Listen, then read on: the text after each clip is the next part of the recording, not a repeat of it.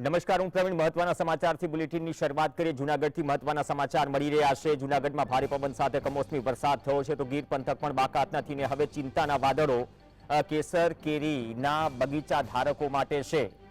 જૂનાગઢ શહેરમાં આઝાદ ચોક, માંગનાથ રોડ, વણઝારી ચોકમાં કમોસમી વરસાદ થયો. આજે દિવસ દરમિયાન બફારાનો માહોલ હતો. બપોર બાદ અચાનક જ માવઠું થયું અને આ માવઠું માઠી લાવીને આવ્યું છે એ ખેડૂતો માટે જે બાગાયતી પાક ધરાવે છે. આ વિસ્તારમાં ગીર સોમનાથ જૂનાગઢમાં નારિયેળી તો છે જ, પણ નારિયેળી સાથે સાથે સૌથી મોટી ચિંતા કેસર કેરીની છે. આમ પણ કેસર કેરીની આવક બિપોરજોય વાવાઝોડા બાદ, છેલ્લા 1-2 વાવાઝોડા બાદ, આંબા ઘટ્યા બાદ ઓછી આવી છે, પરંતુ ફરીથી આ માવઠાએ વધારે આફત સર્જી છે. સહયોગી હિરેન જોડાશે. હિરેન, વાતાવરણમાં પલટો.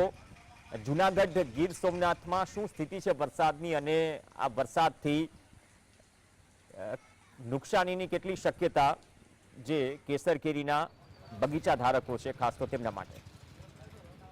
ચોક્કસ જણાવી દઉં કે છેલ્લા 2 દિવસથી વરસાદી વાતાવરણ છે અને આજે બપોર બાદ જૂનાગઢમાં ભારે વરસાદ પડ્યો છે. વરસાદના કારણે જે કેરીના બગીચાઓ છે તેમાં ભારે નુકસાન થયું છે. જે કેરી પકવતા ખેડૂતો છે, ખેડૂતોનું કહેવું છે કે તો વાતાવરણના કારણે કેરીનો પાક ખૂબ જ ઓછો હતો અને જે પાક હતો તે પવન અને વરસાદના કારણે ખરી ગયો છે ને ખૂબ મોટું નુકસાન થયું હોય તેવી ખેડૂતો રજૂઆત કરી રહ્યા છે. ને ખેડૂતોની માંગણી ઘણા સમયથી છે કે જે આંબાઓ છે, બગીચાઓ, બાગાયતી પાક છે તેને સુરક્ષા આપવામાં આવે, પરંતુ સરકાર દ્વારા હજી તેની રજૂઆત નથી, જેના કારણે ખેડૂતોને વધુ એકવાર નુકસાનીનો માર સહન કરવાનો વારો આવ્યો છે. આભાર હિરેન. તો જૂનાગઢ વિસ્તારમાં એટલે કે સોરઠ પંથકમાં ફરીથી માવઠાએ ખેડૂતોની ચિંતા વધારી છે.